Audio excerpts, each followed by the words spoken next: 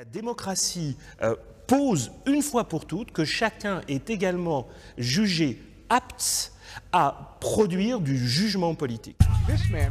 Simplement, il y a au sommet des sociétés, dans la société occidentale actuelle, un petit nombre de gens, quelques pourcents à peine, qui cumulent des pouvoirs économiques d'abord, parce qu'ils sont extrêmement riches, mais aussi politiques et médiatiques extrêmement importants. Il est clair aujourd'hui que nos représentants ne sont sociologiquement pas représentatifs de la population. On a beaucoup parlé du club de vieux mâles blancs éduqués que seraient nos assemblées politiques, et c'est clair qu'aujourd'hui, les choses ne bougent qu'à la marge. Mais dans un système représentatif, nos représentants ne devraient-ils pas être représentatifs du peuple pour le représenter? Ça se complique. Allons fouiller du côté de la Constitution de notre République pour éclaircir tout ça. Article 2. Le principe de la République est gouvernement du peuple, par le peuple et pour le peuple. Une belle affirmation immédiatement corrigée par l'article 3. La souveraineté nationale appartient au peuple qui l'exerce par ses représentants et par la voie du référendum. Le référendum, on a vu le résultat, vous vous souvenez. Quant aux représentants, ils incarnent la volonté du peuple, mais sans lui ressembler sociologiquement. La Constitution n'évoque aucunement l'idée d'avoir une assemblée à l'image du peuple. Des parcours similaires pour des politiciens similaires. La quasi-totalité des politiciens commence tout d'abord par Sciences Po, puis termine avec l'ENA, l'École nationale d'administration. Des clones qui choisissent leur famille politique en fonction, non pas de leurs convictions, mais selon des opportunités de carrière.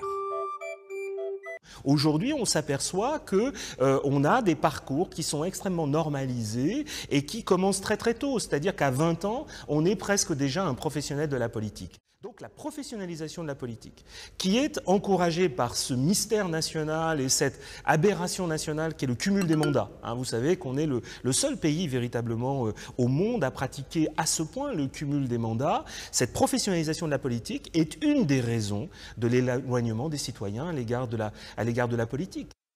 Le cumul des mandats devrait prendre fin pour 2017. Mais pour ceux qui n'ont pas suivi, prenons un exemple simple. Un caissier occupe un poste à l'enseigne A. Ce même caissier a également un emploi à l'enseigne B et aussi un poste à l'enseigne C. Ce salarié cumule ses 3 salaires à temps complet. Le problème, c'est que ce caissier ne peut assumer chaque emploi efficacement. Nous sommes d'accord. Eh bien, un politique cumulard, c'est le même principe avec la petite différence que pour lui, c'est légal, car c'est un politique et qu'il sait lui-même fixer ses propres règles, voyons, sans demander l'avis du peuple. Cela donne des cas incroyables. Christian Estrosi, député des Alpes-Maritimes, maire de Nice. Président de la métropole Nice-Côte d'Azur. Président du conseil de surveillance du CHU de Nice.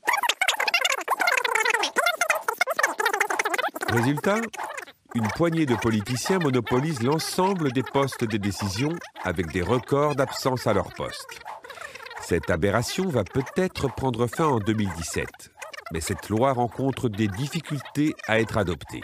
Et oui, 80% des députés et sénateurs sont cumulards.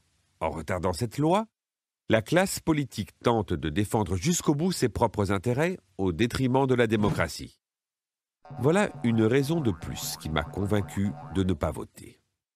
Aujourd'hui, nos élus cumulards vivent, comme disait Max Weber, de et pour la politique. Ils sont des professionnels de la politique. La politique, messieurs, devrait être une vocation. Je suis sûr qu'elle l'est pour certains d'entre vous, mais pour le plus grand nombre, elle est un métier. Un métier qui ne rapporte pas aussi vite que beaucoup le souhaiteraient et qui nécessite de grosses mises de fonds. Une campagne électorale coûte cher. Mais pour certaines grosses sociétés, c'est un placement amortissable en 4 ans. Et pour peu que le protégé se hisse à la présidence du Conseil, alors là, le placement devient inespéré. Les financiers d'autrefois achetaient des mines à Djelitzer ou à Zoa. Eh bien, ceux d'aujourd'hui ont compris qu'il valait mieux régner à Matignon que dans l'Oubangui, et que de fabriquer un député coûtait moins cher que de dédommager un Rouennais. Notre démocratie représentative s'est muée en oligarchie financière. Elle n'est d'ailleurs pas une démocratie. Maintenant, nous le savons. Vient alors la question de ce que devrait enseigner une école démocratique. C'est-à-dire une école qui apprendrait à chacun et à chacune à participer à la vie de la cité. Une école où chacun serait responsable. On ne naît pas citoyen, on le devient. Et la carte électorale ne suffit pas. Le citoyen est le cœur de la politique.